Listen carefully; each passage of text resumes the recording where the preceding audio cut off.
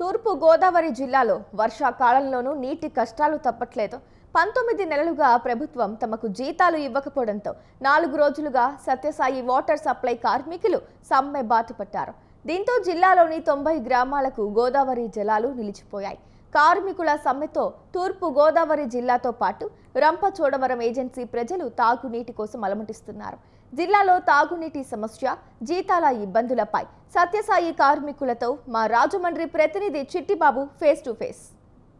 నెలలుగా తమకు జీతాలు ఇవ్వడం లేదంటూ మేము కూడా కుటుంబ పోషణ చేసుకోవాలి కదా అని చెప్పేసి ప్రభుత్వాన్ని, అదేవిధంగా అధికారులను అయితే ఇక్కడ ఉండేటువంటి సత్యసాయి కార్మికులు సమ్మె చేయడం జరుగుతుంది. అయితే వీరంతా ఏకమై గోకవరం నుంచి రాజమండ్రి వరకు కూడా పాదయాత్ర చేసుకుంటూ రాజమండ్రి ఉండేటువంటి ఈ కార్యాలయానికి అయితే చేరుకోవడం జరిగింది.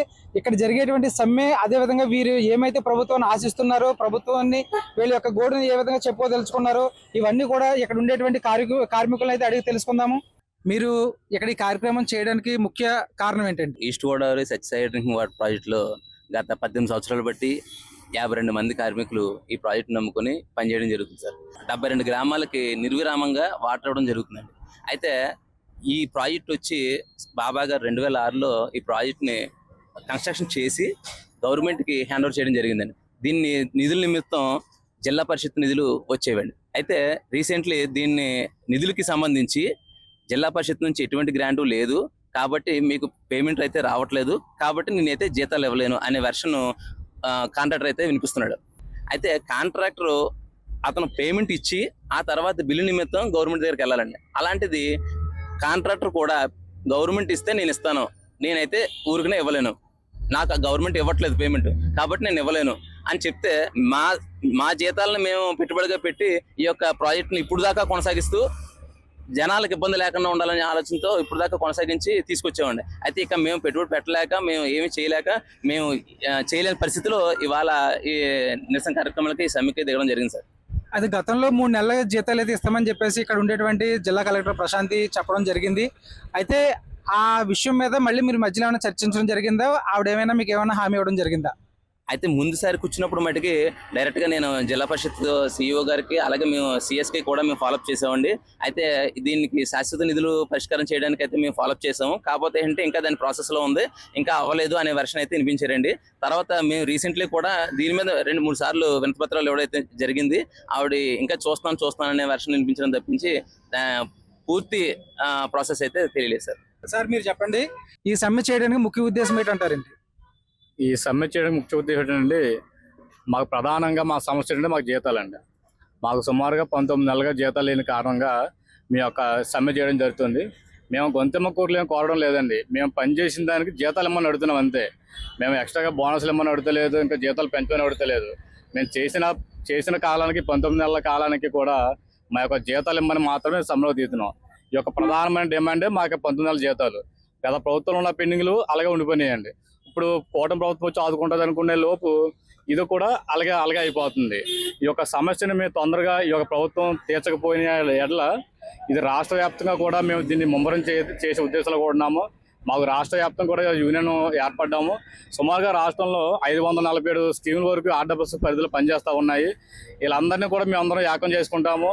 ఈ సమస్య మాకు ఈ 52 మందే కాదండి, రాష్ట్రంలో సుమారుగా 7,000 మంది కార్మికులు ఇదే సమస్యను అనుభవిస్తూ ఉన్నారు.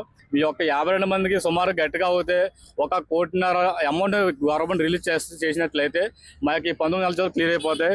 కనీసం ఈ 1,50 కోట్ల అమౌంట్ని కూడా గవర్నమెంట్ రిలీజ్ చేయలేకపోతుంది. ఆ స్కీమ్కి అన్ని ఇచ్చాం, ఈ స్కీమ్కి అన్ని ఇచ్చాం. ఈ రోజున పాత గవర్నమెంట్, ఈ గవర్నమెంట్ గొప్పలు చెప్పుకుంటూ ఉంటుంది. కానీ మా యొక్క నిత్యావసరమైన ప్రజలకు నిత్యావసరమైన తాగునీరు పథకానికి సంబంధించి ఎటువంటి చర్యలు తీసుకోవట్లేదు.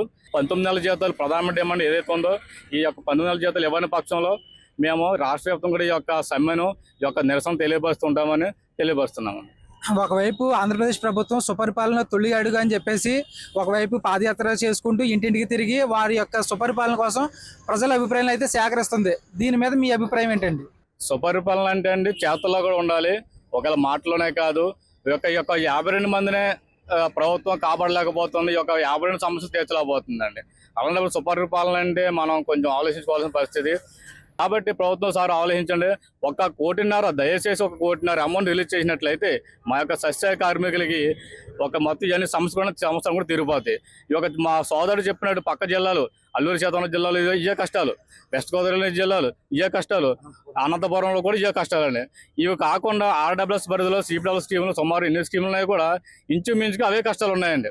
కావున ఇవన్నీ కూడా గవర్నమెంట్ దృష్టి తీసుకెళ్లి ఈ శాఖ మార్చులు శ్రీ కొణిదెల పవన్ కళ్యాణ్ గారు, మన రాష్ట్ర ముఖ్యమంత్రి వర్యులు శ్రీ నారా చంద్రబాబు గారు, అలాగే విద్యాశాఖ మినిస్టర్ లోకేష్ బాబు గారు కూడా ఈ యొక్క సమస్యను అతి తొందరగా క్లియర్ చేయాలని, మా యొక్క జీవితాల్లో వెలుగులు నింపాలని ఆశాభావం వ్యక్తం చేస్తూ ఉన్నామండి.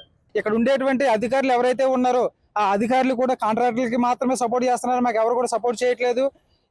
ఈ శాఖ ఎవరైతే నిర్వహిస్తున్నారో కొణిదెల పవన్ కళ్యాణ్, అదేవిధంగా రాష్ట్ర ముఖ్యమంత్రి, అదేవిధంగా విద్యాశాఖ మంత్రి అయినటువంటి లోకేష్, వీరంతా కూడా పట్టించుకుని మా యొక్క సమస్యను త్వరితగతిన పూర్తి చేయకుంటే మేము ఇంకా ముందు ఈ సమస్యను ఇంకా ప్రజల దృష్టికి తీసుకెళ్లే విధంగా ఇంకా ప్రజలు ఇబ్బంది పడినా మాకు కూడా ఒకవైపు మేము ఆలోచిస్తూనే ఉన్నప్పటికీ కూడా మా యొక్క సమస్యను ఎవరు పట్టించుకోవట్లేదంటూ ఇక్కడ ఉండేటువంటి కార్మికులు అయితే చెప్పడం జరిగింది. అయితే ప్రస్తుతం ఉన్నటువంటి ఈ కార్మికుల యొక్క ముఖ్య సమస్య ఏదైతే 19 నెలల నుంచి జీతాలు లేకుండా ఉన్నారో వీరందరికీ కూడా త్వరితగతిన జీతాలు సమకూర్చాలని చెప్పేసి వీరు ప్రభుత్వాన్ని డిమాండ్ చేయడం జరుగుతుంది. కెమెరామెన్ ప్రసాద్తో చిట్టుబాబు,